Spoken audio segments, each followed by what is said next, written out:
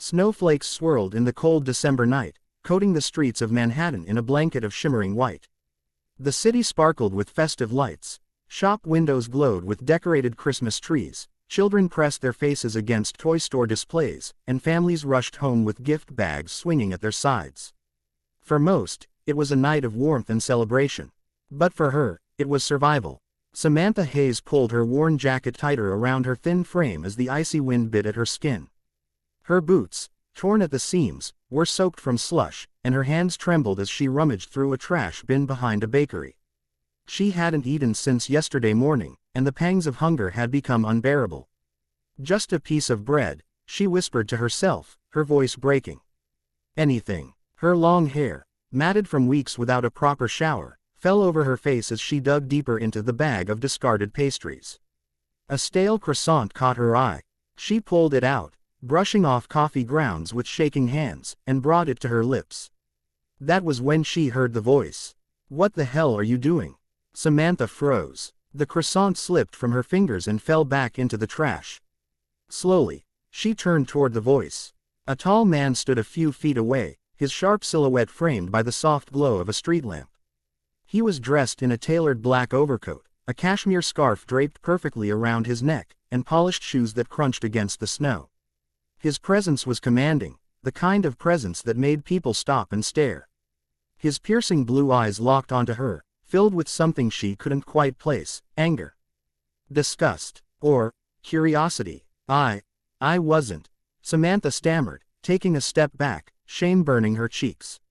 "I'm sorry, I'll go." The man's gaze didn't soften. Digging through trash. On Christmas Eve, he took another step closer, his voice deep and clipped. "Do you have any idea how dangerous that is? You could get sick. You could." "I don't have a choice," Samantha cut in, her voice shaking but firm. "I'd rather get sick than starve." For a moment, silence hung in the air. Snow fell between them, soft and silent, almost mocking the tension. The man exhaled sharply and muttered under his breath, "Unbelievable." He pulled a pair of leather gloves tighter around his hands as though trying to steel himself. Then, almost reluctantly, he asked, "What's your name?" Samantha blinked, caught off guard. "Why does it matter?" "Because I asked." Her pride fought against her desperation, but eventually, she whispered, "Samantha." "Samantha Hayes." The man nodded slowly, his eyes studying her with the same intensity he might give to a business deal. "I'm Daniel Carter." Her eyes widened. Even she, living on the streets, knew that name.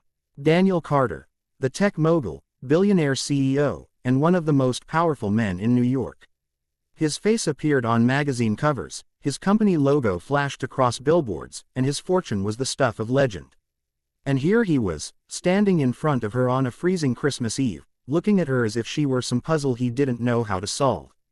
"Look," Samantha said quickly, her voice trembling. "I don't want your charity. I don't need your pity. Just leave me alone." She turned to walk away, her hands buried in her jacket pocket. But Daniel's voice stopped her. "Where are you going?" "Away from here." "To where?" His tone was sharp, demanding, as if he couldn't fathom her answer. She turned back and met his eyes, anger sparking in her chest. "I don't know. Maybe the bridge, maybe the park bench, wherever I can close my eyes without freezing to death." "Is that what you wanted to hear?" Her outburst echoed down the empty street. Daniel's jaw tightened, but his eyes softened for just a moment. He opened his mouth to say something, but another sound interrupted them. "Daddy." Both of them turned. A little boy, no older than 6, peeked out from the backseat of a sleek black car parked by the curb. His small face pressed against the glass window, eyes wide with curiosity. He wore a red sweater with a tiny reindeer embroidered on it, his dark hair neatly combed. Daniel's expression changed instantly. The harshness in his eyes melted into something warmer, protective. He raised a hand, signaling to the boy to stay put. "Back inside, Ethan. I'll be there in a minute," Daniel said gently.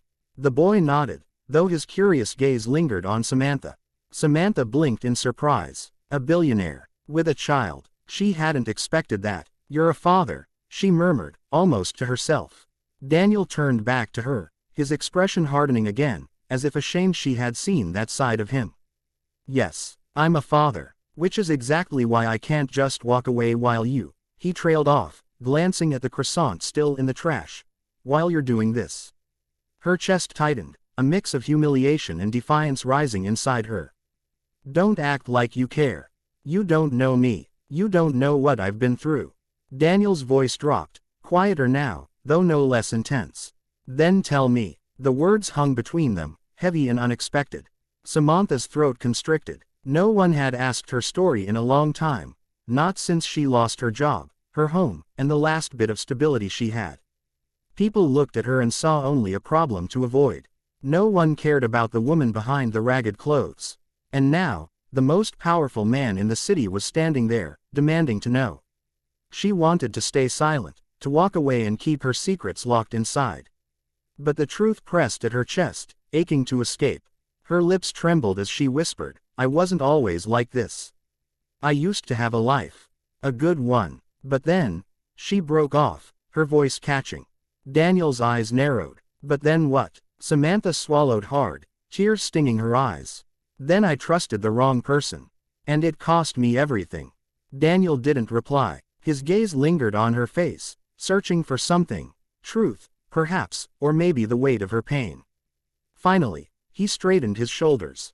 Get in the car, he said firmly. Samantha's eyes widened. What? No. You'll freeze out here. It's not a suggestion. I don't even know you. Daniel's lips curved into a bitter half-smile. You know my name. That's more than most people on this street. Get in. She hesitated, torn between pride and the gnawing cold sinking into her bones. For a fleeting moment, the car's warmth and the boy's innocent face tempted her. But fear held her back. I can't, she whispered. Daniel's jaw clenched. He stepped closer, his voice low and intense. Then you're going to die out here tonight. Is that what you want? Samantha's breath hitched. The snow fell heavier, blanketing the world around them in silence. She looked at him, really looked at him, the man who seemed untouchable, who commanded empires, who had everything she had lost. And yet, there was something in his eyes. Something raw. No, she said finally, her voice breaking. I don't want to die. Daniel nodded once, firmly. He opened the car door and extended his hand toward her. Then trust me, just for tonight. Her heart pounded as she stared at his outstretched hand. Every instinct screamed at her not to trust him, not to let anyone close again. But the cold was relentless, and so was the ache of hunger. Slowly, with trembling fingers, she placed her hand in his. And in that moment, everything changed.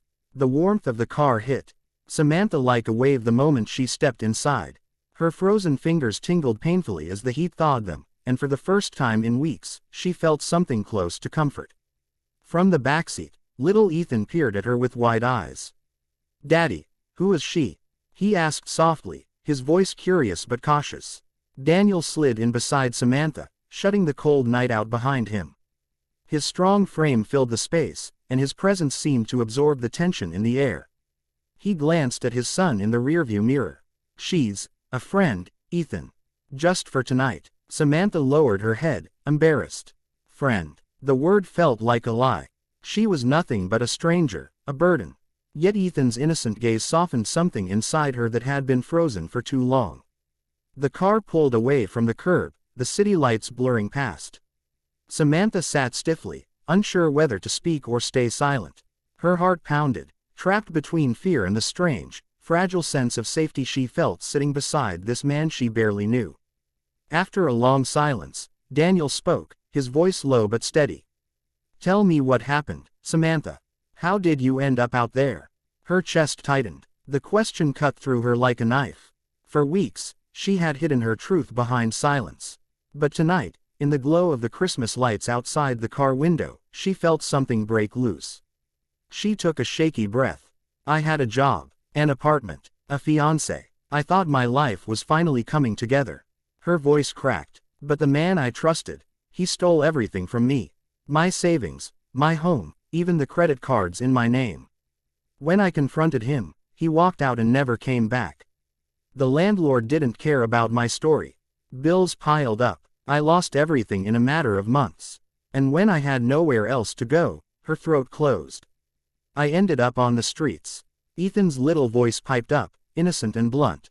That's mean. He sounds like a bad man.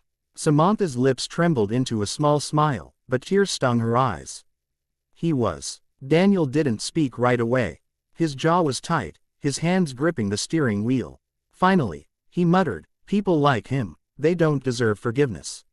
His voice carried something more, something darker. Samantha glanced at him, curious. "You sound like you know what that feels like."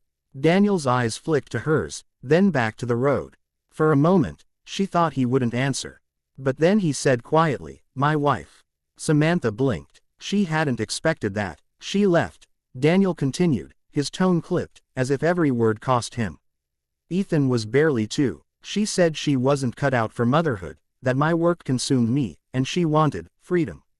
So she walked away. No goodbye to Ethan. No looking back. Just gone." Samantha's heart ached at the weight in his voice. She looked at Ethan, who was now playing with the zipper of his sweater, oblivious to the heaviness of the story. "I raised him alone," Daniel said firmly, almost defensively. "I didn't have the luxury of falling apart. He needed me." Samantha swallowed hard. For the first time, she saw not the billionaire the world admired, but a man, wounded, guarded, and carrying the world on his shoulders for the sake of his child. Silence filled the car once more, but this time, it wasn't cold. It was heavy with unspoken understanding. 2 broken lives, colliding on Christmas Eve. The Carter penthouse loomed high above the city skyline. Samantha had never seen such luxury up close before. The glass walls, the glittering chandelier, the sweeping view of the city. She felt out of place the second she stepped inside, her worn boots leaving wet marks on the pristine marble floor. "This way," Daniel said, his tone brisk. He led her to the living room, where a massive Christmas tree sparkled with golden ornaments and twinkling lights. Dozens of wrapped gifts lay beneath it. Ethan ran to the tree, pointing at the presents. "Daddy, can she open one too?" Samantha's chest tightened. She hadn't received a Christmas gift in years. She shook her head quickly. "Oh no, sweetheart, those are for you. I don't need." "Yes, you do," Ethan said with childish certainty. "Everybody gets presents at Christmas." Daniel's lips twitched, almost into a smile. "You heard him," he said quietly. "Sit down." Reluctantly, Samantha sank into the plush sofa. Ethan rummaged through the gifts until he found a small box wrapped in silver paper. He handed it to her with a grin. Her fingers trembled as she unwrapped it. Inside was a delicate snowflake ornament, crystal and sparkling under the light. She gasped softly. "It's beautiful," she whispered. Ethan beamed. "You can put it on the tree. Then it means you're part of Christmas too." Her throat tightened with tears she fought to hold back. She placed the ornament carefully on a branch, her heart aching with gratitude and longing. For the first time in years, she felt like she belonged. Later that night, after Ethan had been tucked into bed, Samantha stood by the window, gazing out at the glowing city. Her reflection in the glass startled her. Tired eyes, hollow cheeks, hair tangled and dull. She didn't belong here. Not really. "You should rest." Daniel's voice came from behind her. She turned. He stood in the doorway, his tie loosened, his sleeves rolled up. He looked less like the billionaire in magazine covers and more like a man, a tired father, a protector. "I should leave," she said softly. "This isn't my world." Daniel's brow furrowed. "Where would you go?" She didn't answer. Because they both knew the truth, she had nowhere. He stepped closer, his voice low but firm. "You don't have to run anymore. At least not tonight." Something in his gaze pinned her to the spot, intense, searching, almost vulnerable. It scared her more than the cold streets ever had. "Why are you doing this?" she whispered. Daniel hesitated, then said, "Because I know what it's like to lose everything that matters. And because Ethan." He paused, his voice softening. "He already likes you." Her breath caught. The sincerity in his words struck her deeper than any grand gesture could. But fear clawed at her chest. She shook her head. "You don't know me, Daniel. I'm broken." He took another step closer, his eyes never leaving hers. "Then maybe you've finally found someone who understands broken." The room fell silent, the weight of his words pressing between them. Her heart pounded, torn between running and staying. But when she looked into his eyes, she saw something she hadn't seen in a long time: hope. Christmas morning came with laughter. Ethan tore open gifts, squealing with delight, while Samantha sat beside him, warmth blooming in her chest. Daniel watched them, a rare smile playing on his lips.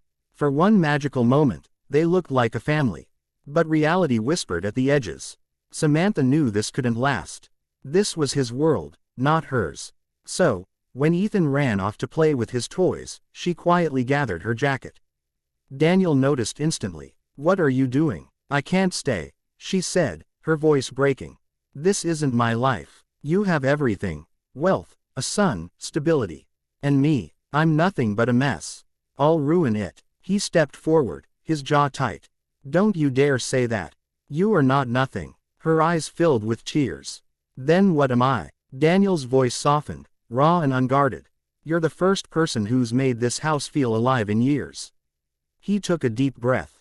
"And you're the first person who's made me believe I could love again." Her breath caught. His words were everything she'd longed to hear and everything she was terrified to accept. "I don't know if I can," she whispered. "You don't have to know," Daniel said firmly. "Just stay. One day at a time." Ethan's laughter rang from the other room, filling the silence between them. Samantha's heart clenched. For the first time, she felt wanted, not out of pity, but because she mattered. Slowly, she nodded, tears spilling down her cheeks. Daniel stepped closer, brushing a tear away with his thumb. His touch was gentle, grounding. Their eyes locked, and in that fragile, perfect moment, something shifted. Two broken souls had found each other. And for Samantha Hayes, Christmas would never mean emptiness again.